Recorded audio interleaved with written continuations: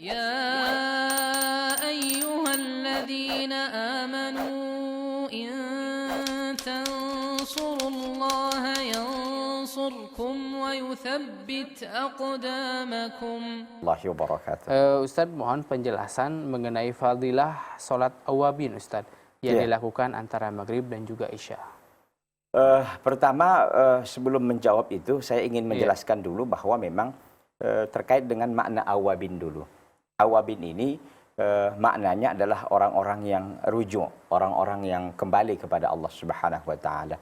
Dalam riwayat hadis yang diriwayatkan oleh Ibnu Khuzaimah, Rasulullah sallallahu alaihi wasallam mengatakan, "La yuhafizu 'ala salatid duha illa awwabun, wa hiya salatul awwabin."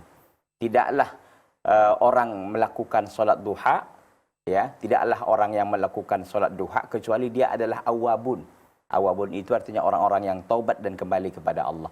Wahya salatul awabin, dan solat duha itu adalah solatnya orang-orang yang taubat dan rujuk kepada Allah Subhanahu wa taala. Jadi makna awabin itu rujuk kembali. Tapi dipertegas di sini tadi bahwa satu pendapat ulama mengatakan solat awabin itu maksudnya adalah solat duha. Itu satu.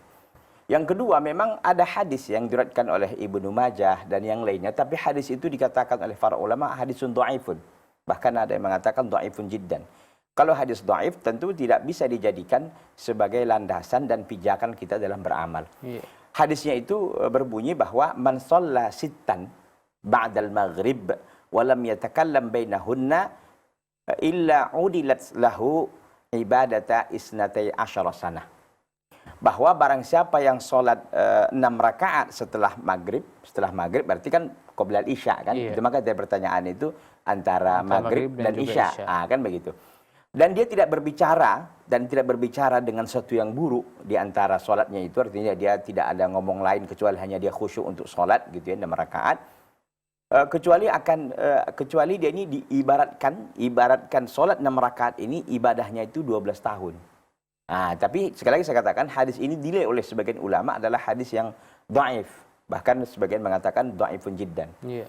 Nah, bagaimana kita mengkompromikan ini sesungguhnya? Apakah memang hadis yang dijadikan sebagai landasan tadi ini bisa dipegang atau tidak? Kalau dia dhaif tentu tidak, kan begitu.